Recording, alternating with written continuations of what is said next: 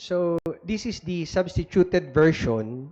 The way I appreciate the draft ordinance, we are involving our barangays for purposes of OFW mapping and to have a more accurate database.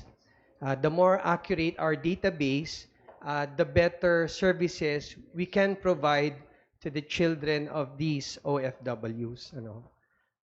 We just like to ask, mabuti na lang ho na iklaro po sa atin ng ating butihing Regional Director season na we have the documented and the undocumented.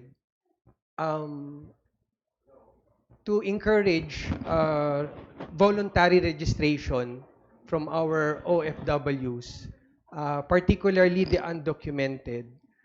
If they are undocumented, there are also chances na matakot sila voluntarily to register kasi baka pauwiin sila. But then again, of course, we follow what is in our laws. To avoid redundancy, there is an existing program of DMW and OWA pertaining po dun sa mga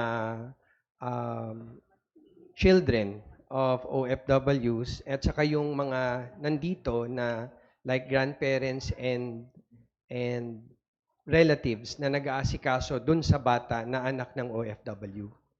And if I may, to complete the picture. So to avoid redundancy, the local version, the city government version now will focus on grandparents.